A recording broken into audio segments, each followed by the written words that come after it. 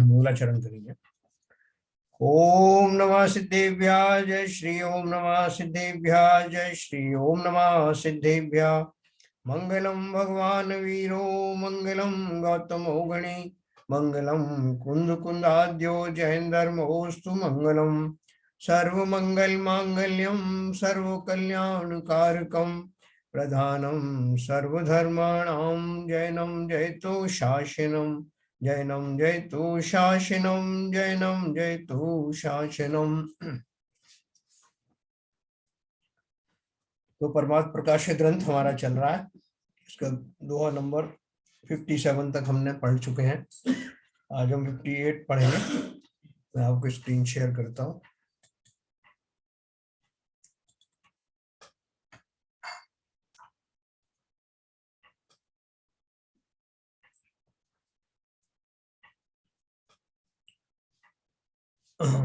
ये हमारा 58 नंबर का है।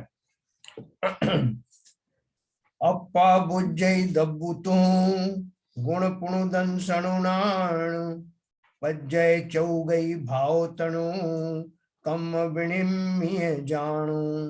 क्या अर्थ है इसका देखते हैं हम।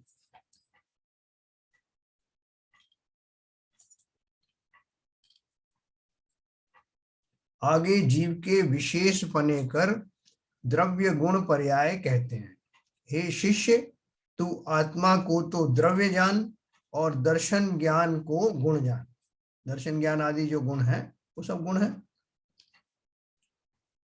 चार गतियों के भाव तथा शरीर को कर्म जनित विभाव पर्याय समझ। है ना, हमारा विभाव पर्याय क्या है जीवों का, मैंने ये पहले पढ़ चुके ना कि जो मैं स्वभाव में रहता हूं तो सिद्ध बन जाता हूं, और जो मैं विभाव में आता हूं तो संसारी जीवों की चार गति और 84 लाख योनियों में जो मेरा भटकाव होता है, उनमें धारण की जाने वाले जो शरीर हैं वो विभाव पर्याय हैं और कर्म जनित हैं।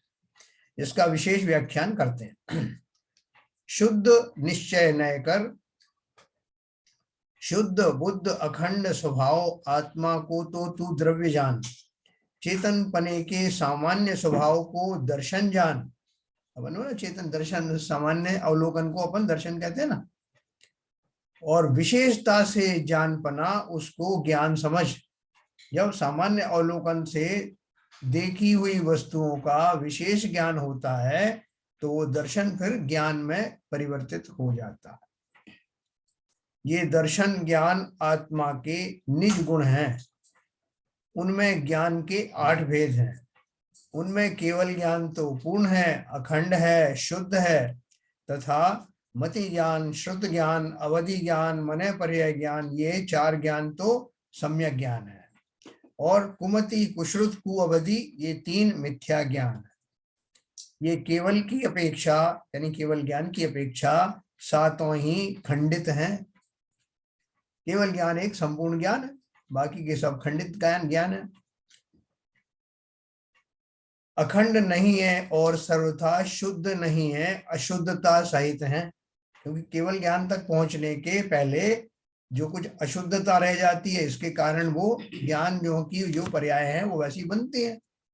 जैसे अपन स्वर्ण में कहते हैं ना, जब तक कि सोना 24 टंच शुद्ध ना हो, 24 कैरेट ना है, तब तक जो 18 कैरेट, 20 कैरेट, 22 कैरेट, वो सब अशुद्ध पर्याय है।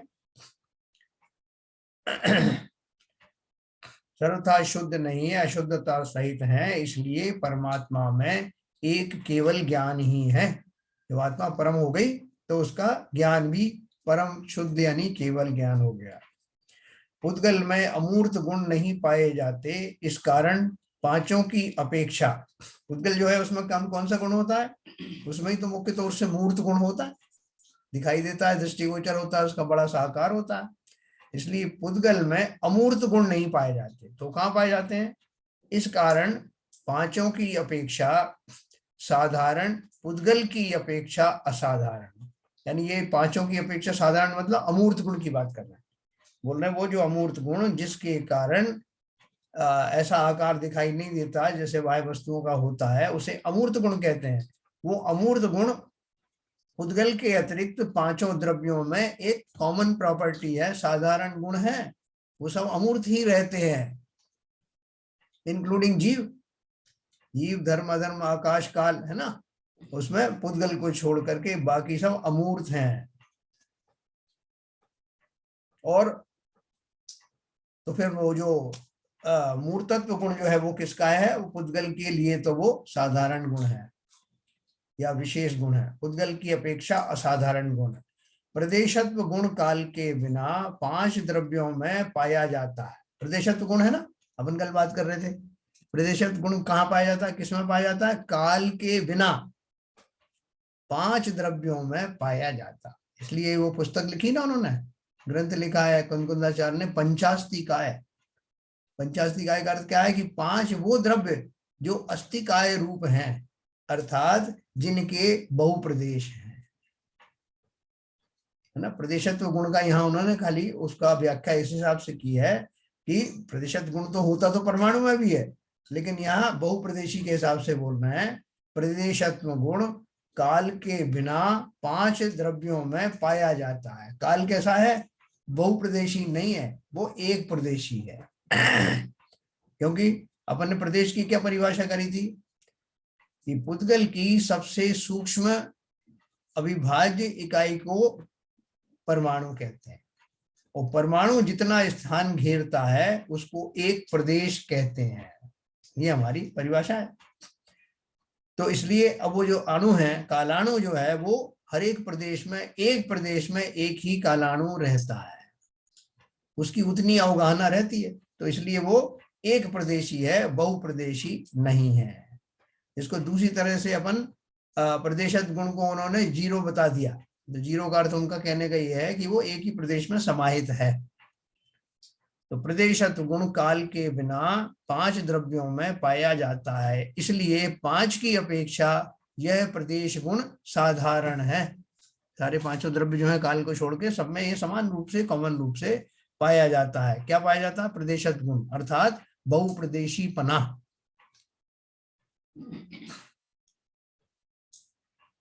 पुद्गल द्रव्य में मूर्तिक गुण असाधारण है, इसी में पाया जाता है, अन्य में नहीं पाया। सारे द्रव्यों के बारे में बता रहे हैं किसका कौन सा विशेष गुण है, किसका कौन सा साधारण गुण है। तो अब जब अपन मूर्तिक गुण की बात करते हैं तो सिर्फ एक पुद्गल में पाया जाता है, वो असाधारण गुण है, उसके द्वारा हम मुख्य रूप से पुद्गल की पहचान करते हैं। ठीक है, ये सब जो दिखाई देता है किसी न किसी इंद्रियों से उसका ग्रहण होता है, इसलिए वो पुद्गल जो द्रव्य है वो मूर्तिक गुणों का धारी है, इसी में पाया जाता है, अन्य में नहीं। और अस्तित्व आदि गुण इसमें भी पाए जाते हैं तथा अन्य में भी पाए जाते हैं, इसलिए वे साधारण गुण हैं, है ना। साधारण गुण अपन ने पढ़े थे ना, जो सब में पाए जाते हैं, अस्तित्व, वस्तुत्व, प्रमेयत्व, अगुरु लघुत्व, द्रव्यत्व, ये सारे गुण जो है वो सभी में पाए जाते हैं कॉमन रूप से, चाहे वो जीव द्रव्य हो, पुद्गल द्रव्य हो, या धर्म आदि जो है वो चार गुण हो, चार द्रव्य हो। चेतनपना पुद्गल में सर्वथा नहीं पाया जाता। हाँ, चेतनपना हम में पाया जाता कि नहीं? वही तो मुख्य है जिसके कारण वो असाधारण गुण है जीव का, जो जीव को बाकी अन्य द्रव्यों से अलग करता है। चेतनपना पुद्गल में सर्वथा नहीं पाया जाता। पुद्गल परमाणु को, पुद्गल यानी परमाणु को द्रव्य कहते हैं। परमाणु जो है उसको पुद्गल द्रव्य कहते हैं। स्पर्श, रस, गंध, वर्ण स्वरूप जो मूर्ति, वह इस पुद्गल का विशेष गुण है। ये पांच हमारी इंद्रियां होती हैं और पांचों उसमें ऐसे विशेष गुण होते हैं जो इंद्रियों की पकड़ में आते हैं। स्पर्श, रस, गंध, वर्ण, और जो रूप, रूपन वर्ण हो गया, स्पर्श, रस, गंध, वर्ण, ये और इसमें सब आ गया, पुद्गल के विशेष गुण है। इन अन्य सब द्रव्यों में उसका स्वरूप है, वह द्रव्य है। अन्य सब द्रव्यों में जो उनका स्वरूप है वह द्रव्य है, अपने अपने स्वरूप के हिसाब से वो पर्टिकुलर द्रव्य कहलाते हैं। और अस्तित्व आदि गुण तथा स्वभाव परिणति पर्याय है, यानी अपन ये द्रव्य समझिए, अन्य सब द्रव्यों के अपन सभी द्रव्यों का स्वरूप समझ गए कि टोटल 6 द्रव्य हैं। 6 द्रव्यों में से जीव द्रव्य ही एक चेतन द्रव्य है। अगर चेतनता के हिसाब से देखें तो जीव ही एक चैतन्य है, बाकी सब अचेतन है। अगर हम आकार गुण के हिसाब से देखें तो काल को छोड़ करके बाकी सब जो है वो प्रदेश गुण से, प्रदेश गुण की बात करें तो प्रदेश गुण जो है काल के अतिरिक्त बाकी सब 5 द्रव्यों में है। अमूर्तिक हिसाब से देखें तो पुद्गल को छोड़ के बाकी सब अमूर्तिक हैं। ऐसे उन्होंने कैटेगराइज किया है कि कौन किस में कॉमन है। और जो कॉमन गुण है जो सभी द्रव्यों में पाए जाते हैं वो है अस्तित्व, वस्तुत्व, द्रव्यत्व, अगुरु, लघुत्व, ये सारे जो गुण हैं वो कॉमन गुण। चेतनपना पुद्गल में सर्वथा नहीं पाया जाता। पुद्गल में क्या, और भी किसी भी द्रव्य नहीं पाया जाएगा। पुद्गल परमाणु को द्रव्य कहते हैं स्पर्श रस गंध वर्ण स्वरूप जो मूर्ति व इस पुद्गल का विशेष गुण है। अन्य सब द्रव्यों में जो उनका स्वरूप है वह द्रव्य है। और अस्तित्वादि गुण तथा स्वभाव परिणति पर्याय है। जो गुण अपन ने पढ़े ना भी, जो सब में कॉमन है, अस्तित्व, वस्तुत्व आदि जो है वो गुण है और वो सभी द्रव्यों में पाए जाते हैं। और स्वभाव परिणति तथा स्वभाव परिणति पर्याय है। उन गुणों का जो पलटन होता है उनको अपन पर्याय कहते हैं। जीव और पुद्गल के बिना अन्य 4 द्रव्यों में विभाव गुण और विभाव पर्याय नहीं है। बाकी के 4 द्रव्य जो कौन कौन से हैं, धर्माधर्म, आकाश और काल, ये जो 4 द्रव्य हैं ये हमेशा से शुद्ध ही हैं। इसलिए उसमें विभाव गुण और विभाव पर्याय नहीं होती। जब विभाव गुण और विभाव पर्याय नहीं होती तो उनकी जो पर्याय हैं वो सब कौन सी होंगी, अर्थ पर्याय होंगी, ठीक है ना। जीव और पुद्गल के बिना अन्य 4 द्रव्यों में विभाव गुण और विभाव पर्याय नहीं है तथा जीव पुद्गल में स्वभाव और विभाव दोनों ही होते हैं। उनमें से सिद्धों में तो स्वभाव ही है और संसारी में विभाव की ही मुख्यता है ना। मुख्यता क्यों कहा, इसलिए कहा कि उसके अंदर में कुछ है जो शुद्ध होने हो जाएगा। इसलिए उन्होंने कहा कि उसमें मुख्य रूप से मतलब वर्तमान में जो अशुद्ध पर्याय बताई जाती है, विभाव पर्याय कही जाती है, वो हमेशा ही विभाव नहीं रहेगी। इसलिए उन्होंने कहा कि अभी तो है। उनमें सिद्धों में तो स्वभाव ही है, सिद्ध तो फिर असिद्ध होता नहीं।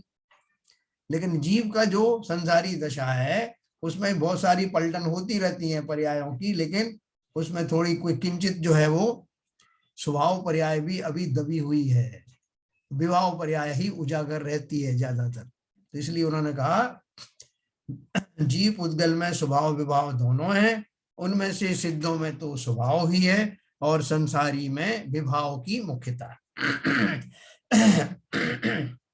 चाहे हमारे राग द्वेष आदि लगा लो या ज्ञान की जो केवल ज्ञान से नीचे की जो कमी है वो ज्ञान आदि में लगा लो, या और दूसरे गुण हैं जो पूरे परिपूर्ण नहीं है उनमें लगा लो। इस सब हिसाब से वर्तमान में संसारी जीवों में जो विभाव की ही मुख्यता रहती है। उद्गल परमाणु में स्वभाव ही है और स्कंद में विभाव ही है। देखो पुद्गल परमाणु में क्या बताया कि उसमें हमेशा स्वभाव रहता है, जैसे सिद्ध पर्याय है ऐसे वो है परमाणु है। लेकिन फर्क क्या है, एक बार जीव शुद्ध हो जाता है तो अशुद्ध होता नहीं। लेकिन परमाणु से जब स्कंद बन गया, मैं भी कहीं पढ़ रहा था, उन्होंने बोला कि फिर एक बार स्कंद से स्कंद में कन्वर्ट होने के बाद परमाणु फिर परमाणु रूप में आता ही नहीं, वो उन्हीं पर्यायों में रहता है। एक स्कंद से दूसरे स्कंद, दूसरे से तीसरे स्कंद। अपन साइंस भी यही कहती है कि परमाणु तुरंत ही किसी से कंबाइन हो जाता है, कभी स्वतंत्र रूप में रहता नहीं। उनमें तो उनमें तो सिद्धों में तो स्वभाव ही है और संसारी में विभाव की मुख्यता है। पुद्गल परमाणु में स्वभाव ही है और स्कंद में विभाव ही है। जैसे वो किसी से कंबाइन करता है तो उसका भाव जो शुद्ध ना रह करके विभाव में चला जाता है। इस तरह 6 द्रव्यों का संक्षेप से व्याख्यान जानना।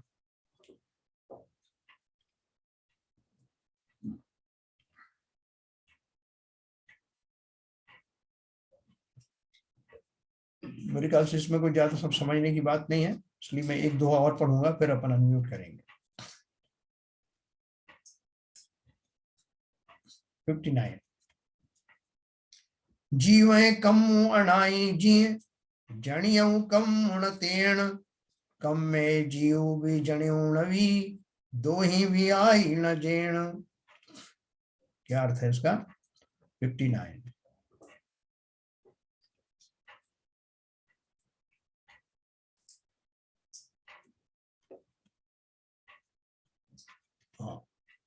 ऐसे तीन प्रकार के आत्मा का है कथन, जिसमें ऐसे पहले महाअधिकार में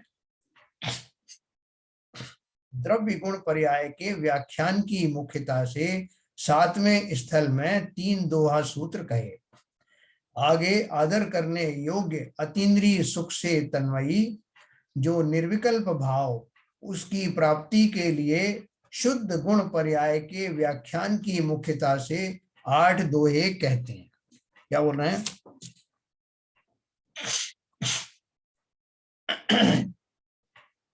जो पहला महाधिकार अभी समाप्त हुआ है उसमें अपन ने आत्मा के तीनों प्रकार समझे, जिसमें बहिरात्मा, अंतरात्मा और परमात्मा को हमने विस्तार से जाना और उनकी द्रव्य गुण पर्यायें जानी। 7वें स्थल में 3 दोहे सूत्र गए। आगे आदर करने योग्य, आदर करने योग्य का अर्थ क्या है? आगे वैसे तो सभी में वो इनडायरेक्टली तो हिंट उसी का दे रहे हैं। किसका आदर करने योग्य क्या है? वो मेरी सिद्ध पर्याय। आगे आदर करने योग्य अतीन्द्रिय सुख से तन्मयी, जिसमें भरा पड़ा है सुख रस, अतीन्द्रिय सुख से जो लबालब है, ऐसा जो निर्विकल्प भाव उसकी प्राप्ति के लिए शुद्ध गुण पर्याय के व्याख्यान की मुख्यता से 8 दोहे कहते हैं। बोले भाई साहब ये तो हम समझ गए कि हम अशुद्ध कैसे बने, है ना। पुद्गल के बारे में थोड़ी वो चिंता रहती है, हमारे साथ रहता है, इसलिए उसका ही पूछ लिया। लेकिन हमें अपनी पड़ी है कि आप हमको बताओ कि हम कैसे अशुद्ध हो गए। आप बोलते हैं अनादिकाल से हम अशुद्ध हैं, तो अशुद्ध तो कैसे हो गए और कैसे शुद्ध होंगे? तो इसके संदर्भ में अपन ने ये सब प्रक्रिया समझी। अब उसी को फिर से एक बार बता रहे हैं कि आपको अगर शुद्ध पर्याय प्राप्त करना है तो वो शुद्ध पर्याय प्राप्ति के लिए अशुद्ध कैसे हुए थे उसके कुछ कारण विशेष बताते हैं। तो बोल रहे हैं इनमें पहले 4 दोहों में अनादि कर्म संबंध का व्याख्यान और पिछले 4 दोहा में कर्म के फल का व्याख्यान, इस प्रकार 8 दोहों का रहस्य है। उसमें प्रथम ही जीव कर्म का अनादि काल का संबंध है, ऐसा कहते है ना। तो ये अपन को पूरी प्रक्रिया समझ में लानी है कि कैसे, भाई साहब क्या हुआ। अपन किसी पूछते हैं साहब बीमार कैसे हो गया, क्या हो गया था, तो वो भी समझ लेता हमारी जिज्ञासा कैसी है, तो बताते हैं भाई साहब वहां गए थे तो ये हो गया था, प्रभु मिल गए थे तो फिर ये हो गया था। अभी कोरोना काल चल रहा है तो वो कहाँ से आ गया कोरोना, किससे दिया, आपने क्या मास्क नहीं पहना, दुनिया भर की अपन बात करते हैं। तो यहाँ वो वही बात कर रहे हैं कि हम पहले ये जान लें कि मेरा ये हाल कैसे हो गया था।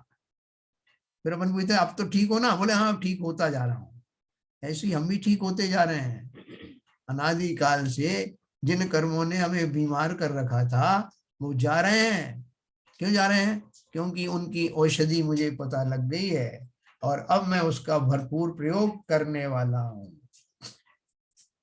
तो ऐसा कहते हैं प्रथम ही जीव और कर्म का अनादिकाल का संबंध है, ऐसा कहते हैं। हे आत्मा, जीवों के कर्म अनादिकाल से हैं, अर्थात जीव कर्म का अनादिकाल का संबंध है। उस जीव ने कर्म नहीं उत्पन्न किए, ज्ञानावरणादि कर्मों ने भी यह जीव नहीं उपजाया। देखो क्या बोल रहे हैं कि हम दोनों दोस्त मिले तो सही, लेकिन दोनों में एक दूसरे का किसी ने उत्पाद नहीं किया, व्यय नहीं किया, हम साथ साथ रहे। तो दोस्त मिलते ना, तो एक माँ के जाए तो होते नहीं हो, एक परिवार के नहीं होते, अलग अलग होते हैं, लेकिन उनमें प्रेम रहता है, समर्पण रहता है, एक दूसरे के साथ रहते हैं। ऐसे ही बोलते हैं कर्मों ने क्या किया, कर्म अनादिकाल से हैं, अर्थात जीव कर्म का अनादिकाल का संबंध है। उस जीव ने कर्म नहीं उत्पन्न किए, ज्ञानावरणादि कर्मों ने भी यह जीव नहीं उपजाया। ना तो कर्मों ने जीव को उत्पन्न किया, ना ही जीव ने कर्मों का उत्पादन किया, क्योंकि जीव कर्म इन दोनों का ही आदि नहीं है, दोनों ही अनादि के हैं, अनादिकाल से। भावार्थ क्या है? यद्यपि व्यवहार नए से पर्यायों के समूह की अपेक्षा नए नए कर्म समय समय बांधता है, नए नए उपार्जन करता है, जैसे बीज से वृक्ष और वृक्ष से बीज होता है, उसी तरह पहले बीज रूप कर्मों से देह धारता है, देह में नए नए कर्मों को विस्तारता है, यह तो बीज से वृक्ष हुआ। इसी प्रकार जन्म संतान चली आती है, परंतु शुद्ध निश्चय नय से विचारा जावे तो जीव निर्मल ज्ञान दर्शन स्वभाव ही है। जीव ने ये कर्म ना तो उत्पन्न किए और यह जीव भी इन कर्मों ने नहीं पैदा किया, है ना। इसका अर्थ क्या समझा कि देखो, मेरे कभी जो अनादिकाल से कर्म चले आ रहे हैं ना, तो उन कर्मों से लैस होने के बाद जब मैंने किसी पर्याय में अवतरण किया, तो उस पर्याय में मैं अपने उन कर्मों को बीज रूप में लेकर के आया था, लेकिन उनका उदय होते होते होते मैंने उनकी परिणति के सामने बहुत सारे नए नए कर्म बांध लिए, कर्मों की संतति खड़ी कर दी। वो जो बीज रूप में थोड़े से कर्म लेके आया था, उसको वृक्ष रूप में प्रफुल्लित उसको विस्तार कर दिया, उसका वृक्ष रूप में फैला दिया। तो इसलिए वो बोल रहे हैं, यद्यपि व्यवहार नए से पर्यायों के समूह की अपेक्षा नए नए कर्म समय समय बांधता है, नए नए उपार्जन करता है, ऐसा कहा जाता है ना, नए नए कर्म उपार्जन करता, लेकिन वो आए कहां से? जैसे मेरा अपन ने बताया कि मेरे क्रोध आदि कषाय थे, छोटा सा बीज लेके आया था, समझाने के लिए बता रहे हैं। तो अनादिकाल से ऐसे चल रहा चक्र है। तो अब मैं जो इस पर्याय में आया, मैंने उन विभाव भावों का भर भर करके दुरुपयोग किया और उन प्रसंगों में फिर से आर्थ रौद्र ध्यान परिणामित होकर के नवीन नवीन कर्मों का बंध किया, या उत्पाद कहा ना, नए नए कर्मों को बांधा। नए नए कर्म कहां से बांध देंगे? कर्म तो वही है, मैं तो अपने भाव करता हूं ना, उन भावों की अपेक्षा से मैंने भांति भांति के भाव किए, और तदनुसार जो प्रकृति में रहने वाले जो परमाणु हैं, जो कर्म रूप बदलने की क्षमता रखते हैं, वो बदल गए, थोक थोक में इकट्ठे हो गए, और मेरा कर्मों का पहाड़ हर पर्याय में बढ़ता चला गया। तो इसलिए मैंने क्या किया, वो बीज रूप के जो कर्म थे उनको वृक्ष बना दिया। नए नए उपार्जन करता है, जैसे बीज से वृक्ष और वृक्ष से बीज होता है। अब जो वृक्ष बन गया, अब ये मैंने जो पर्याय धारण करी, इस पर्याय में मैंने थोक के भाव में जो कर्मों से लैस हो गया मैं, अब उन कर्मों को लेकर के उनमें से कर्मों में से फिर एक एक करके फिर आएगा, तो वो बीज रूप में फिर प्रस्फुटित होगा। अब मैं वृक्ष बन गया हूं, कर्मों से लबालब भर गया हूं। अब वो कर्म फिर मेरे उदय में आएंगे, एक एक कर्म से फिर से नए नए वृक्ष शुरू होंगे और नई नई पर्यायों का बंद होगा। इस तरह वो 84 लाख के चक्कर में मैं घूमता रहता हूं। यह तो बीज से वृक्ष हुआ, देह में नए नए कर्मों को विस्तारता है। यह तो बीज से वृक्ष हुआ, इसी प्रकार जन्म संतान चली आती है, परंतु शुद्ध निश्चय से विचारा जावे तो जीव निर्मल ज्ञान दर्शन स्वभाव ही है। लेकिन घबराने की जरूरत नहीं, मेरा जो ओरिजिनल स्वभाव है वो इस तरह के जो है बीज और वृक्ष बनने में से अपने आप को रोक सकता है, जब उसको ये सब प्रोसेस ज्ञान हो जाएगा। जीव ने ये कर्म ना तो उत्पन्न किए और यह जीव भी इन कर्मों ने नहीं पैदा किया। जीव भी अनादि का है, ये पुद्गल स्कंद भी अनादि के हैं। जीव और कर्म नए नहीं है, जीव अनादि का कर्मों से बंधा है और कर्मों के क्षय से मुक्त होता है ना। मुक्त भी हो सकता है ना, मैंने ही बांधे थे। जैसे कोई व्यक्ति ने बहुत धन उपार्जन किया, बहुत सारे जमीन जायदाद मकान बनाए और अपना पूरा व्यापार बढ़ाया, अपने परिवार को बहुत बढ़ाया, इतना व्यापार में वो फंस गया, इतने बैंक बैलेंस बैंक अकाउंट खोले, तो फिर एक समय ऐसा आता है, अगर वो व्यक्ति थोड़ा सा ज्ञानी हो जाए तो उसको लगता है कि मैंने जो अपनी इतनी माया का विस्तार कर लिया है, अब समय आ गया है, मैं अब उस आश्रम में जा रहा हूँ, वानप्रस्थ आश्रम में जा रहा हूँ, उस आश्रम में जहां अब मुझे इसको समेटने की आवश्यकता है। तो अपनी माया समेटना शुरू कर देता है। अकाउंट खोलना बंद, नए अकाउंट खोलना बंद, पुराने अकाउंट बंद करने का समय आ गया है। जो धन आदि था सबको दे दा करके अपनी जिम्मेवारी से निपट जाता है। बिल्कुल मिनिमम बेयर मिनिमम चीजों से अपना काम चलाना शुरू करता है, जिससे मेरी आकुलताएं कम हो जाएं और मैं अपनी उस दशा की प्राप्ति के लिए बहुत ज्यादा कर्तव्य बोध को धारण करते हुए पूर्ण शक्ति के साथ उस ओर लग जाऊं। ऐसा जिन्हें बोध हो जाता है वो अवश्य ये करते हैं जो वो कह रहे हैं। क्या कह रहे हैं? जीव अनादि का कर्मों से बंधा है, लेकिन कर्मों के क्षय हो करके उनसे मुक्त भी हो सकता है। इस व्याख्यान से जो कोई ऐसा कहते हैं कि आत्मा सदा मुक्त है, कर्मों से रहित है, उनका निराकरण भी हो जाता है। ये वृथा कहते हैं, ऐसा तात्पर्य है। ऐसा मतलब कर्मों से तो मैं युक्त हूं। दूसरी जगह भी कहा है मुक्तश्चेत इत्यादि। इसका अर्थ यह है कि यदि यह जीव पहले बंधा हुआ होवे तभी मुक्त, ऐसा कथन संभवता है, और यदि पहले बंधा ही नहीं तो फिर मुक्त ऐसा कहना किस तरह ठीक हो सकता। बहुत सारे लोग जीव अतिशय उसमें जोश में आ जाते हैं, वो बहुत अति उत्साही हो जाते हैं, तो वो क्या कहते हैं, वो एकांतवाद की शरण लेने लगते हैं। वजह मैं तो आज भी, वहां लिखा है शक्ति रूप से, वो ब्रैकेट में लिखा है, वो शक्ति रूप को भी हटा देते हैं। उनके दिमाग में क्या है, मैं तो आज से, अभी से, इसी क्षण से, हमेशा से ऐसा ही शुद्ध हूं जैसे सिद्ध भगवान। तो किसी ने कहा भाई साहब ये बंधन आपके टूट जाएंगे। बोल काय के बंधन, हमारे कोई बंधन है ही नहीं, तो फिर क्या कर रहे हो, ये तो मुक्त अवस्था प्राप्त करने की क्या कोशिश कर रहे हो। बोले वो तो वैसे ही कुछ तो करना ही है ना, खाली बैठे बैठे क्या करें, मुक्ति हो जाए, मगर मुक्त हो किससे रहे हो, जब बंधे ही नहीं तो मुक्त किससे हो। बोले नहीं हम तो ऐसा चिंतन करते हैं, चिंतन करने से सब काम हो जाएगा।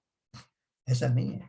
धर्म को भली भांति समझना, अपनी वर्तमान पर्याय क्या है, मैं कैसे राग देश आदि से भरा हुआ हूं, उसको कहने में संकोच मत करना, अवॉइड मत करना कि नहीं साहब वो तो वो है, वो ठीक है, वो साहब जो है वो तो आप देख लेंगे। क्या देख लोगे, पहले उसको अच्छी तरह से समझो।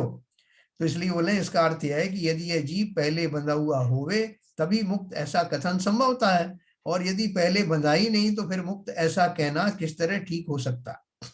मुक्त तो छूटे हुए का नाम है, सो जब बंधा ही नहीं तो फिर छूटा किस तरह कहा जा सकता। जो अबंध है उसका छूटा कहना ठीक नहीं है। जो विभाव बंध मुक्ति मानते हैं उनका कथन निरार्थक है। कह रहे जो बंधा ही नहीं है उसको तो आप कह सकते हो कि वो छूटा है, लेकिन जो पहले से बंधा हुआ है उसका छूटना तो संभव है ना। यदि यह अनादि का मुक्त ही होवे तो पीछे बंद कैसे संभव हो सकता है। कोई बोले साहब ये आत्मा तो शुरू से ही किसी से बंधी हुई नहीं है, तो बोले फिर क्या हो गया, फिर कब बंद हो गया। बोले साहब ये तो पता नहीं, बाकी शुरू से ही हम तो शुद्ध हैं, शुद्ध हैं, बुद्ध हैं, शुद्ध हैं, बुद्ध हैं, बस यही हम जपते आ रहे हैं। तो वो उन्होंने उनकी भ्रांति दूर करी कि बंद होवे तभी मोचन छुटकारा हो सके, यदि बंद ना हो तो मुक्त कहना निरर्थक है। इसलिए ये जो फिलॉसफी है ना जैन दर्शन में दी है, जीव अनादिकाल से कर्मों से बंधा हुआ है, और जब उसका अनादिकाल का बंधन समाप्त होता है तभी वो जीव मुक्त होता है। तो अगर मैं मान लूं शुरू से ही मैं मुक्त हूं तो फिर मेरा सारा जो पुरुषार्थ है वो किस दिशा में जा रहा है, क्यों जा रहा है। ठीक है, तो ये अभी अपन ने जो पढ़ी बात, हालांकि वो बहुत छोटी बात है, अपन दो शब्दों में उसको कह सकते हैं, लेकिन यहाँ उन्होंने उसको विस्तार करके बताया कि जीव अनादिकाल से कर्मों से बंधा हुआ है, और उसके भाव ही ऐसे हैं जैसे खदान में पाए जाने वाला पत्थर जो मिलता है और फॉर्म में मिलता है, उसमें जो स्वर्ण वगैरह किसी ने मिलाया तो है नहीं, जाकर के खदान में जाकर के पूछा भाई साहब किसने मिला गया ये खदान के अंदर में स्वर्ण के टुकड़े किसने मिलाया, या उसमें कोयला किसने मिलाया, किसी ने नहीं, प्रकृति में ऐसा नियम है, और फिर उनको शुद्ध किया जाता है। तो अनादिकाल से सभी जीवात्माएं कर्मों से बंधी हुई हैं, और उन कर्मों से निकल करके जो जो जैसे जीव अपना पुरुषार्थ करता है तो वो उन कर्मों से मुक्त हो जाता है। जितनी सिद्ध आत्माएं हुई हैं वो इसी प्रोसेस से हुई हैं। तो इतना खाली खाली उन्होंने बताया है कि उस जो अनादिकालीन जो दशा है उससे निकल करके सादी, यानी जब से मैं मुक्त दशा की ओर बढ़ चलूंगा तो मेरी सादी अवस्था कहलाएगी। शादी सम्यक्त होता है तो शादी फिर उसके बाद करते करते जो हम मुक्त दिशा की ओर जो प्रयासरत होते हैं, वो प्रयासरत होने का जो पर्याय है वो भी पर्याय विशेष होती। ऐसा नहीं कि साहब मैंने जो है बहुत बार जो श्रेणी आरोहण किया, बोले कब से कर रहे हो, बोले साहब वो अनादिकाल से श्रेणी आरोहण कर रहे हो। तो ऐसा हो नहीं सकता। अनादिकाल से श्रेणी आरोहण होता है 2-3 भाव के अंदर में मुक्त हो जाता है जी मैक्सिमम, कोई उसी भाव से हो जाता है। तो ये बहुत सरल बात है। और समस्त जैन जो कम से कम अपन स्वाध्याय कर रहे हैं इस बात से परिचित हैं कि मैं अपने ही अपराध के कारण से उन कर्मों को बीज से वृक्ष बना देता हूँ और उन वृक्षों के फिर बीजों से फिर नई नई पर्यायों में चला जाता हूँ। ये सब मैं ही अपने भ्रम के कारण करता हूँ। बाकी मूल रूप से ना तो कर्मों का निर्माण सृजन जीव करता है, ना जीव का ही सृजन आज ये कर्म करते हैं। ये सिंपल बात है। मैं आपको म्यूट करूंगा।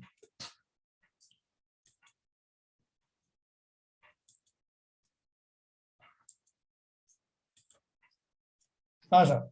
साहब कल आपने 57 वाले का हाँ पूरा विवरण नहीं पढ़ा था लगता है। नहीं पढ़ा था, आधा छोड़ दिया था। अच्छा। ये अगर निकालोगे पेज नंबर 57 हाँ हाँ में ये जीव तो गुण पर्याय कहे पुद्गल के प्रमाण तो द्रव्य तथा वर्ण आदि स्वभाव गुण यहाँ तक कर किया था, फिर आप अनम्यूट कर दिया था तो फिर अपन डिस्कशन में चले गए। अच्छा एक मिनट देखते हैं, अभी कर देंगे, वो सब कनेक्टेड माल है। हाँ हालांकि उसमें विवेचन हो चुका है, हाँ मगर उसको थोड़ा पढ़ेंगे तो और ज्यादा क्लैरिटी आएगी। हाँ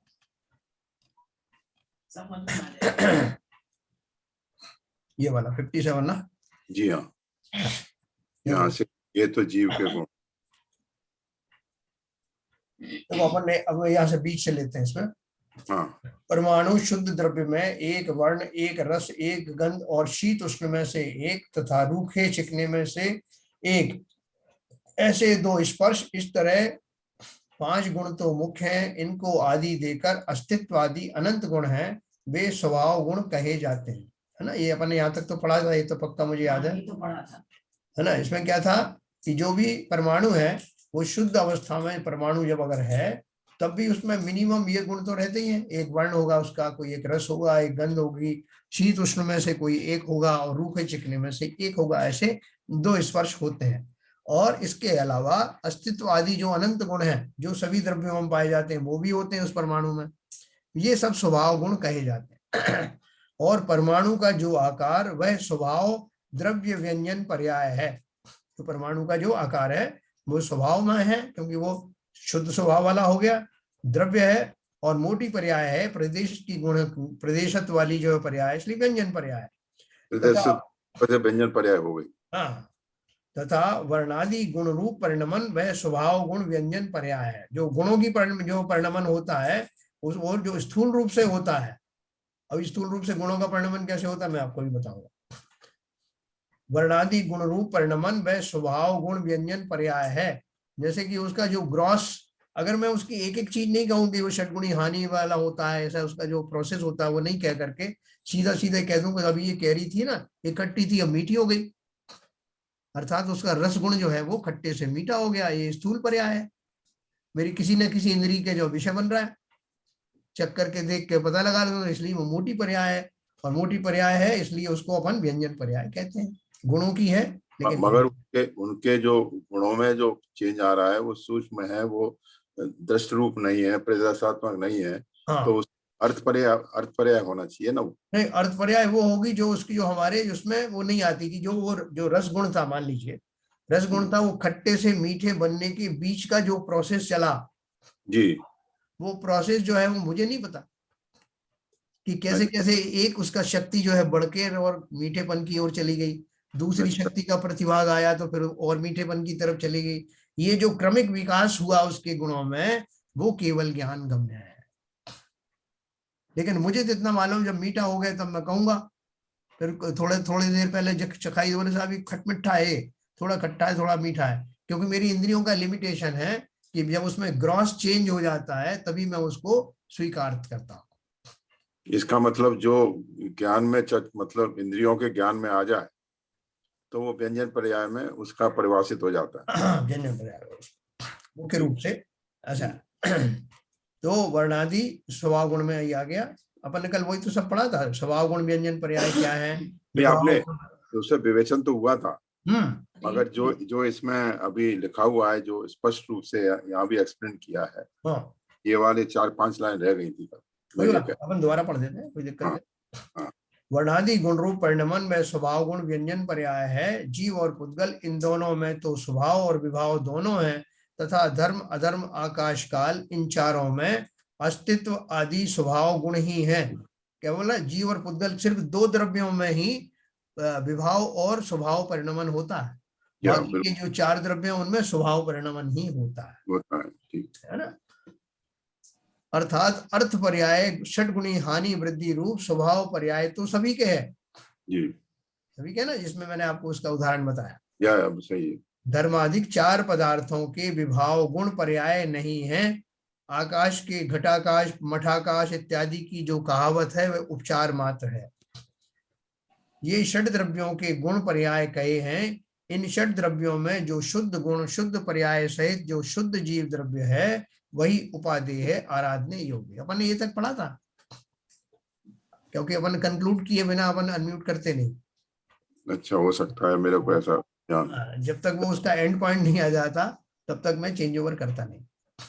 चलिए ठीक है। तो अभी ये हमने जो अभी 58 नंबर 59 पढ़े, ये बिल्कुल सिंपल थे। इनमें फिर भी किसी को कुछ पूछना हो तो पूछ सकते हैं। अपन ने ये सब का पढ़ा था, कौन कौन से द्रव्य में कौन कौन से गुण कॉमन है, कौन से अनकॉमन है। ये एक तो हमने 58 में ये पढ़ा था। 59 में ये पढ़ा था कि कर्मों से सनादि काल से युक्त है जीव। वृक्ष और उसकी बीज की उपमा अपन ने दी थी कि कैसे मैं अपने थोड़े से पर्याय जनित कर्मों को लेके आता हूँ और फिर बहुत सारे नए बना लेता हूँ, तो बीज से वृक्ष रूप हो जाता हूँ। ये अपन ने ये दोनों श्लोक में ये पढ़ा था। इसमें कोई बहुत नई बात तो कुछ नहीं है, लेकिन फिर भी कोई शंका हो तो पूछ सकते। क्या चलन जी, समझ में आया उसमें? हाँ जी, समझ में आया। चलिए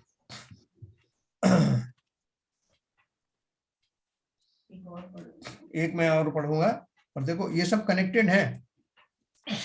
अगर वो कोई निकल भी जाए आगे पीछे, तब भी आप पीछे का समझने के लिए कभी भी पूछ सकते हो।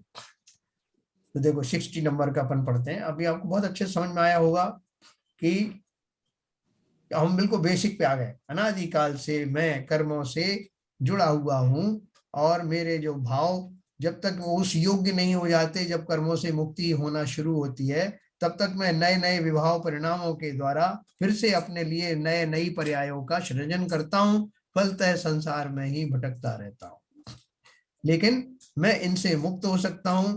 शक्ति ऐसी मेरी हमेशा बनी रहती है। कर्म भी बेचारे थोड़ी चाहते हैं कि उनको आप कर्म रूप में परिणमित करके रखो, वो भी मुक्त होना चाहते हैं। ठीक है, तो अभी देखो 60 नंबर अपन पढ़ते हैं। अब व्यवहार नयन जीव है पुण्य पाप रूपो भवतीति प्रतिपाद्यति। हमारे बहुत काम का है, पुण्य पाप है ना, पाप और पुण्य की अपन 2 की बात करते हैं भरपूर। तो देखो क्या बोल रहे हैं।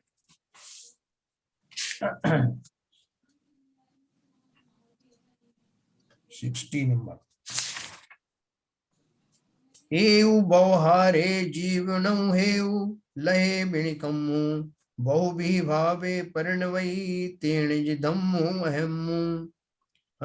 क्या बोल रहे हैं। एहु बहुहारे जीवनौ हेउ लहे बिणुकम्मु बहु भी भावे परिणवई तेणिज धम्मु अहम्मु। प्राकृत भाषा सीखनी पड़ेगी आप। ये यहाँ पर जो है अपना बिहार में, तो कौन सी जगह है अपना वो महावीर स्वामी का जन्म स्थान नया बनाया ना अभी, वैशाली।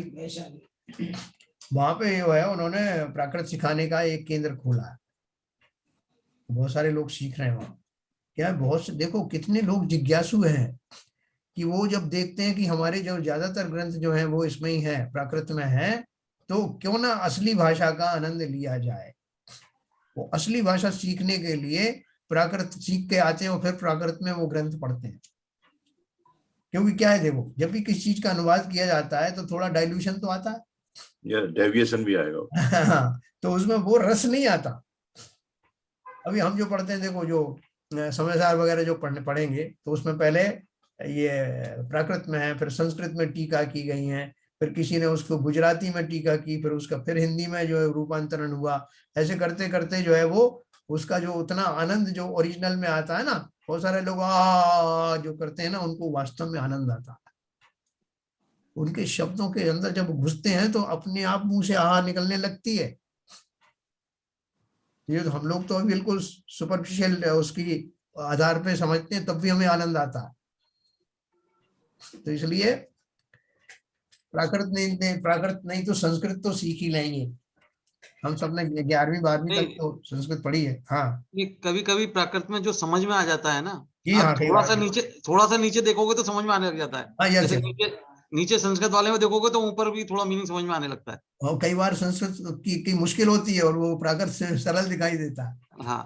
अच्छा, दूसरी बात ये कह रहा था मैं, जैसे आपने अभी जो इससे पहले जो 59 में बताया कि जैसे हम कर्मों का जो हमारा वृक्ष बन गया है, तो मेरे को एक अचानक मेरे दिमाग में एक क्वेश्चन आया। क्वेश्चन ये आया कि जैसे हमारे कर्मों के हिसाब से हमने किसी नीच कुल में जन्म लिया जी, और नीच कुल में जाके फिर वही गरीबी, दरिद्री और वही और वहां पर ज्ञान का उगाड़ नहीं था, तो वहां और अपने और वहां पर क्योंकि जैसा हमारी पर्याय थे उसके हिसाब से और भी हमने घोर नीच कर्म किए, चोरी, झूठ और मतलब हर तरह के वो किए।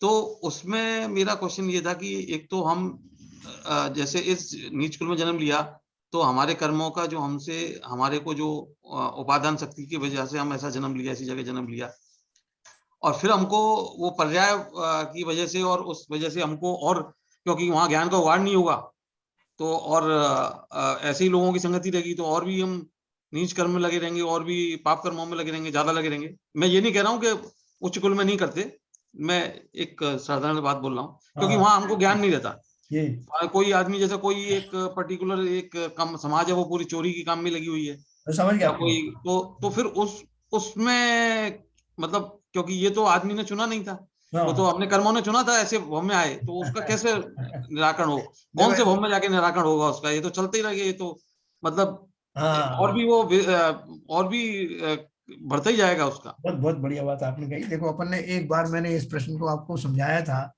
कि जैसे कोई आदमी नरक गति से निकल करके क्रूर सिंह की योनि में आ गया, अब वो जाके भगवान से शिकायत करे। अपन ने एक थोड़ा सा ऐसा इस तरह से नाटक के रूप में अपन ने समझा था उसको। भगवान से शिकायत करें कि भगवान, आप जो मैंने गलत काम किए थे उसकी सजा तो आपने नरक में दे दी, अब मैं सिंह की पर्याय में जाऊंगा तो मैं मांसाहारी तो रहूंगा ही, क्रूर परिणामी रहूंगा, तो वहां फिर मुझसे अपराध होंगे, फिर आप उनकी सजा दोगे। तो ऐसा ये कब तक चलता रहेगा? और मुझे आपने जब नरक में कष्ट दे ही दिया पूरा, तो सिंह बनाने की जरूरत क्या थी? ऐसी पर्याय में डालने की जरूरत क्यों थी जब वो और मेरे नए नए कर्म का बंद हो? तो किसी ने बताया कि भैया तुम्हारी सजा के पैकेज में ही ये पूरा शामिल था कि तुम पहले नरकों में दुख भोगोगे, उसके बाद ऐसे ही क्रूर पशु बनोगे और वहां तुम जो पाप करोगे उनकी भी सजा मिलेगी, क्योंकि तुम्हारी सजा काटने के लिए तरह तरह की ये मुसीबतें हैं। किसी व्यक्ति को रोग हो जाए, पहले इतना ज्यादा एक्यूट हो जाए कि उसको आईसीयू में भर्ती कर दिया, फिर उससे वो थोड़ा सा जो कम करके उसको फिर वहां वार्ड में भर्ती कर दिया, फिर वार्ड से निकल करके फिर आपका जो पास में जो कोई और दूसरा स्थान है वहां ले आए। तो ये नित नित आपके कर्मों में कमी होती जा रही है, तब तक आप भोगते रहोगे। लेकिन कैसा उसके 1 महीना लग गया घर आने में, अपन कहते हैं ना, क्यों लग गया 1 महीना? इसका आप अर्थ समझना, इसके पीछे ये सारी साइंस है। इसी तरह से अपन किसी को बोलते हैं ना, कोई बहुत बढ़िया ज्ञान की बात चल रही, उसने उसका आदर नहीं किया, अपन तो जाओ तुम ऐसी जगह चले जाओगे जहां तुम्हें ज्ञान का कोई इस तरह का जो सानिध्य नहीं मिलेगा। इसका अर्थ क्या हुआ कि ये उसके लिए सजा हो गई ना, जाओ तुम 7 पीढ़ी तक तुम्हें जो है कोई धर्म मिलेगा नहीं। तो कई बार वो कह देते हैं, एडवाइस करते हैं, सुधा सागर महाराज ऐसा करोगे तो 7-7 पीढ़ी तक ऐसा भुगतान होगा। इसका अर्थ क्या है? इसका अर्थ ये है कि हम जानते हैं कि इस जीव की जो किस तरह के भाव हैं और इसके फलस्वरूप इसको कितने काल तक इन अशुभ गतियों का सामना करना पड़ेगा। लेकिन आपने प्रतिमान योग की बहुत सारी कहानी पढ़ी हुई होंगी कि वो जो थी, वो एक ने मुनि महाराज का जो है वो अपमान किया था और बहुत अच्छी राजकुमारी थी या जो भी थी, लेकिन उस कर्म की वजह से वो जो है दुर्गंधा नाम की एक लड़की बनी। सुगंध दशमी व्रत की कथा अपन सुनते ना, तो वो उसका उतने पीरियड तक का वो कर्म का बंद हुआ, उसके शरीर में से जो है दुर्गंध आती रही और वो पूरी पर्याय उसकी निकल गई। फिर उसने व्रत आदि धारण किए एक बार किसी मुनि के कहने पर, तो फिर अगला भाव में जाकर के वो सुधरी, सुगंधावनी।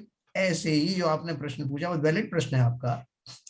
मैं जो कुछ करता हूं मेरी एक पर्याय नहीं बिगड़ती, कई कई पर्याय बिगड़ जाती हैं।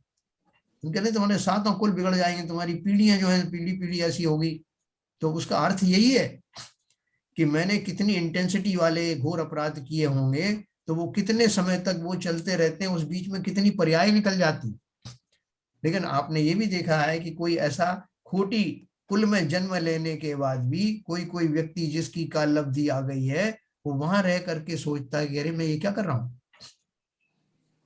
आपने देखा होगा ये जो अपने ईद के दिन में जो के फोटो दिखाए बहुत सारी जगह, तो बहुत सारे छोटे छोटे बच्चे उन वो बकरियों के बच्चों से चिपट जाते हैं, अपने पापा से मना करते हैं इन्हें मत मारो। वो कौन जीव है वो उसी संप्रदाय के हैं, लेकिन उनके वो इंडिविजुअल जीव है ना, उसको बहुत दया आती है, नहीं पापा मैं इसे नहीं मारने दूंगा। ऐसे कितने आपने वीडियो देखे होंगे। ऐसे ही जब तक जीवों की वो कालब्धि नहीं आती, उनकी पूरी सजा नहीं कट जाती, तब तक उनको उच्च कुल में भी वैसे भाव नहीं आते। और जब कर्म कट जाते तो नीच कुल में गए थे अपनी सजा काटने, वहां ही भाव बन जाते हैं। और सिंह पर्याय में भगवान वो सम्यक दर्शन हुआ। तो ये आप सही कह रहे हैं भाई साहब कि जिसकी कालब्धि आ गई है वो कोई पर्याय हो उसमें, और नरक तक में सम्यक दर्शन हो जाता है भाई, नरक तक में सम्यक दर्शन हो जाता है। हाँ नीरजा जी कुछ पूछ रहे। हाँ, एक प्रश्न मेरा ये है, जैसे हम अपनी गलतियों की क्षमा मांगते हैं, प्रतिक्रमण करते हैं कि जाने अनजाने जिन भी आत्माओं से के प्रति हमारी गलती हो गई क्षमा करें, या कभी प्रत्यक्ष रूप में भी ऐसा करते हैं, तो जैसे हमने गलती की क्षमा मांग ली, लेकिन अगला हम क्षमा मांग रहे हैं फिर भी अगला जाना क्षमा ना करे, तो ऐसे में क्या स्थिति बनती है? क्योंकि कर्म जब खत्म होगा, जब दोनों साइड से क्षमा हो जाएंगी। नहीं देखो ऐसा है, अपन ने ये बात बहुत बार डिस्कस की है, क्षमा इस बात की मोहताज नहीं है कि सामने वाले ने क्षमा नहीं किया तो आप क्षमित नहीं होंगे। ऐसा जो है वो क्या बोलना चाहिए, लाचार पर्याय नहीं होती वो। अच्छा हाँ कि वो आपने वो किसी ने अभी इन्होंने नहीं किया, पारसनाथ को उन्होंने नहीं किया ना क्षमा, कमठ जी ने जी, तो नहीं किया, तो क्या उनका जो क्षमा भाव प्रकट नहीं हुआ जी? अगर वो नहीं होता प्रकट तो इनके इतने देव भोगों के बाद में वो तीर्थंकर कैसे बन जाते हैं। जी। तो इसमें अभी 2 बात है। एक बात तो ये है कि जब जीव को अपने कृत्य का जो है अपना वो बोध होता है, अपराध बोध होता है, तो वो तुरंत प्रभाव से ये मान लेता है कि वास्तव में मैंने इस जीव को सताया। जैसे मैंने आपको उस राजा और सांप की उदाहरण दिया था जी। और वो अपने आप को उससे क्षमा भी मांगता है, और अगर किसी कारण से उसका क्रोध का परिमाण बहुत ज्यादा हो तो वो क्षमा नहीं करेगा, उसके कारण वो व्यक्ति ही आकुल व्याकुल रहेगा, आपका कुछ बिगड़ेगा नहीं। अच्छा, आपने अगर क्षमा धारण कर ली तो आप तो प्रसन्न हो गए, आपके क्षमा गुण के कारण आप में तो शांति का संचार होने लग गया। जी। वो जीव अगर जो है नहीं मान रहा है, आप सच्चे मन से आपने मान लिया तो आपका काम हो गया। मैंने YouTube पे एक वीडियो सुना था, उसमें ऐसा बोल रहे थे कि मतलब कर्म बंधन से जब ही मुक्ति मिलती है जब दोनों साइड से क्षमा हो जाए, जब तक एक जना क्षमा नहीं करेगा जब तक वो बंधा ही रहेगा, क्या होगा पता नहीं, वही मेरे को कंफ्यूजन था। नीरजा जी दूसरा हम वही कर सकते हैं हमारे हाथ में जो जी दूसरा जीव के हमारे ऊपर हमारा कोई कंट्रोल नहीं, दूसरे जीव का कुछ नहीं कर सकता, वही बात मेरे उसमें थी। मैंने कहा ये कैसे? तो इसलिए जो जैन साहब ने अभी बताया, आपने अपना प्रायश्चित करके अपना क्षमा भाव कर दिया, आप क्षमा आपने मांग ली, क्षमा भाव रख लिया, तो आप उससे मुक्त हो गए। वो अगला क्या कर रहा है वो उसका कर्म है, वो अपना बांधेगा। अच्छा, अभी देखो बहुत सारे ऐसे जीव हुए, जब भी कोई मुनि बनते हैं तो पूरे परिवार से परमिशन लेके जाते हैं, जी जी क्षमा कराते हैं, लेकिन बहुत सारे परिवारजन जो है नहीं एग्री होते इस बात के लिए, जी वो रोकना चाहते हैं। बहुत सारे लोग तो उसका कि इनसे मेरे साथ ये किया, उसका बदला लेने की भाव रखते हैं। जी जैसे कोई दीक्षा ले लेता है कि तो मेरी बेटी को छोड़ के जा रहा है इस तरह से, तो और उसके ऊपर वो करते हैं। ये कौन सी कहानियां है ना हमारी, कि उनको लगा कि ससुर के रूप में कि मेरे बेटी को छोड़ के जा रहा है तो इसलिए मैं नहीं जाने दूंगा, तो कुछ ना कुछ उनको उपसर करते हैं। तो अगर ऐसे उपसर से लोग प्रभावित होते रहते हर दशा में, तो कितने जीव जो है सिद्ध होने से बच जाते, रह जाते, वंचित रह जी जाते। सही बात है। तो देखिए साहब, जैन साहब, जी ये प्रैक्टिकल एग्जाम्पल है क्षमा सागर महाराज का। कई बार अपने प्रवचनों में बताया, उनकी माँ ने कभी भी अंदर से उनको परमिशन नहीं दी थी मुनि बनने की। यस और वो क्या कहते हैं, क्षमा सागर महाराज को इतना वो कभी कभी इसका राग आता था, समझे। हाँ और जैसा कि बताते हैं कि वो राग ही उनके उपसर्ग का कारण बना उनके अंतिम जीवन में। हो सकता है। बराबर। ये कहीं प्रवचन में आया दृष्टांत में ये चीज, कि वो उसके उपसर्ग का कारण बना। तो ये तो बिल्कुल सही बात है। जो हमारे भाव है, हमारे जो वो है, वही मेन रोल प्ले करते हैं, दूसरे से कोई मतलब नहीं। अभी वो उनका देखो ना, वो सुकौशल मुनि का भी ऐसे उपसर्ग हुआ था। वो माँ ने सही के रूप में, सिंगनी के रूप में उनको खाया था ना। यस तो वो क्यों खाया था? इसलिए कि वो इससे नाराज थी कि कैसे छोड़ के चले गए। यस लेकिन वो खाने, अब देखो ये जो आपने बात कही है कि लोग कहते हैं कि दोनों तरफ से क्षमा हो तो ठीक रहता है, वो ठीक रहने का अर्थ समझो। ठीक रहने का अर्थ है कि अगर उसको मालूम, वो भी क्षमा करके उनको भेज देती, क्षमा हो जाती, तो वो सिंगनी का रूप धारण करके, ऐसे ही का रूप धारण करके उन्हें खाती क्यों?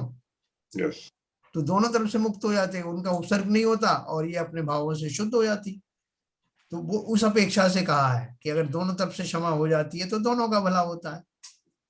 नहीं तो वो उपसर्ग तो होना था। वो उपसर्ग में उनको, मुनि को समता भाव रखने का तप की सिद्धि हुई, तो वो उसका निमित्त बनी, उस तप के सफल होने का।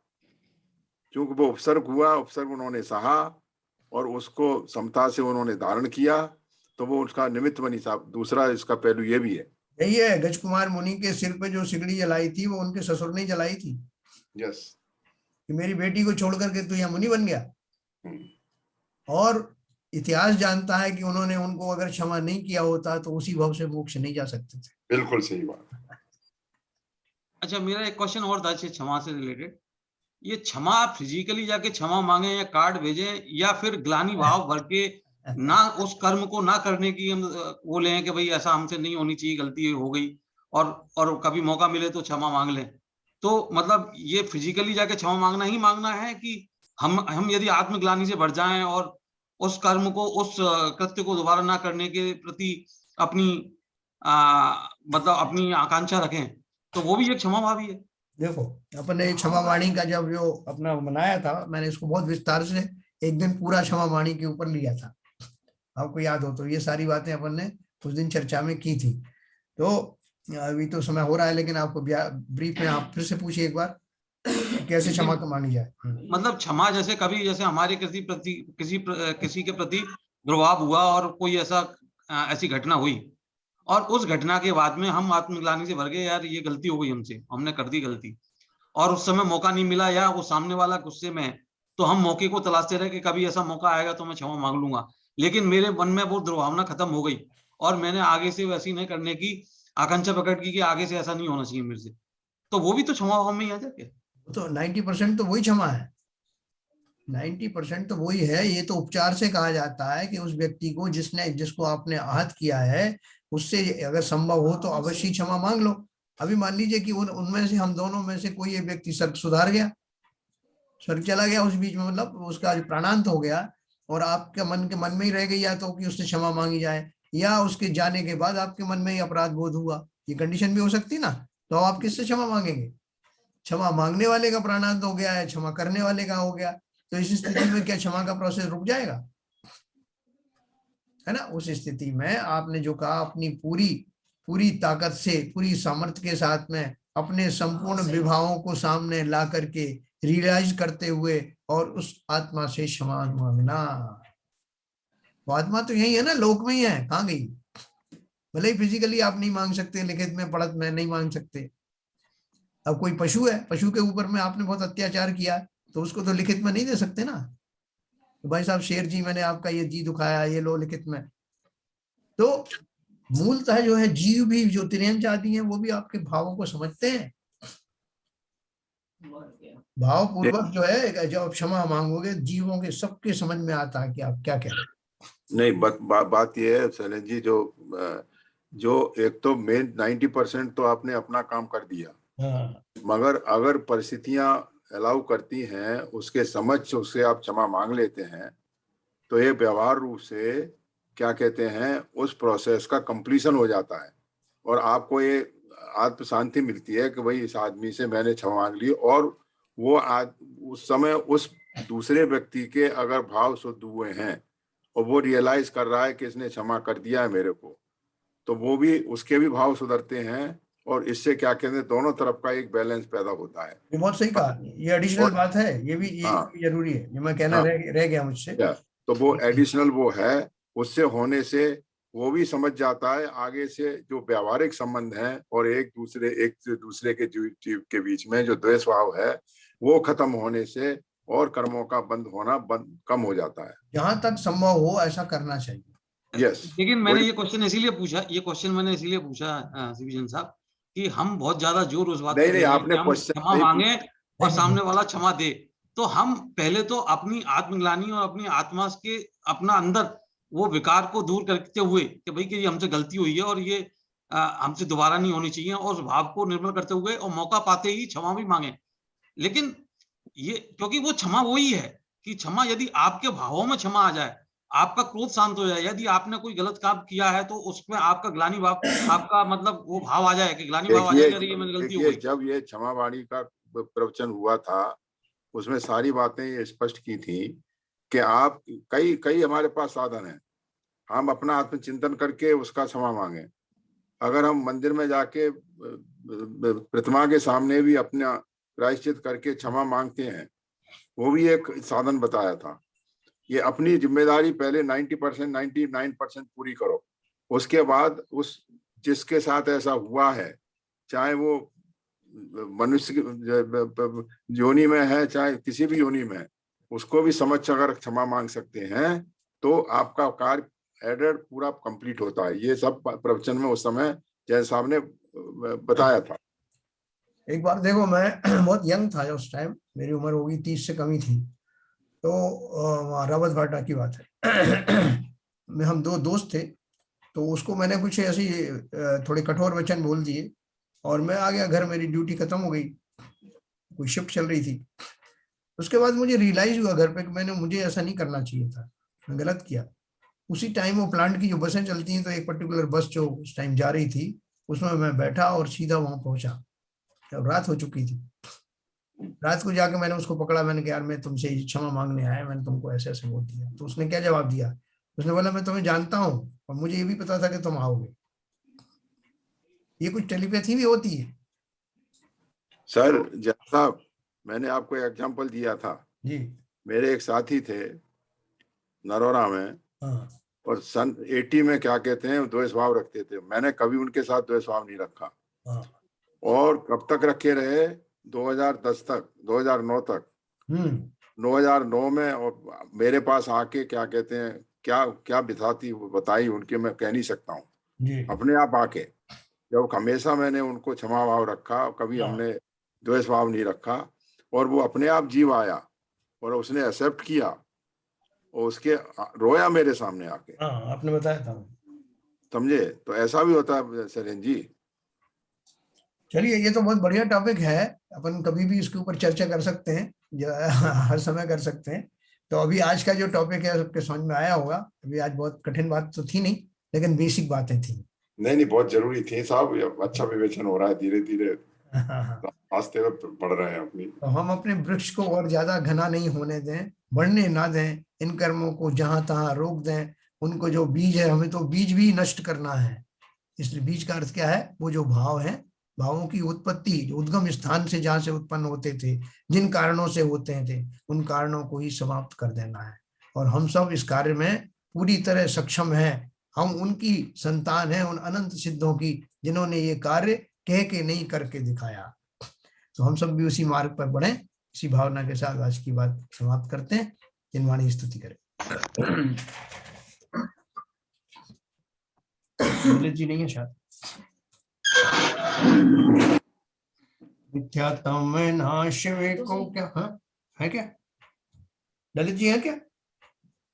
चलिए आप पढ़ लीजिए। मिथ्यात्म नाश को ज्ञान के प्रकाश को आपा परोभास भानुसी बखानी है। छाओ द्रव्य जान वेदी भान को स्वरूप छान को परम प्रमानी है। अनुभव बताए वे को जीव के जताए वे को काहू न सताए वे को भव्य उरयानी है। जहाँ तहाँ तार वे को पार के उतार वे को सुख विस्तार वे को यही जिनवाणी है। हे जिनवाणी भारती तो जपू दिन रैन। जो तेरी शरणा गहे सो पावे सुख चैन। या वाणी के ज्ञान ते सूझे लोकालोक। सो वाणी मस्तक धरूं सदा देता हूँ धोख। जिनवाणी माता की जय। जय जय हो जय हो। नमोकार।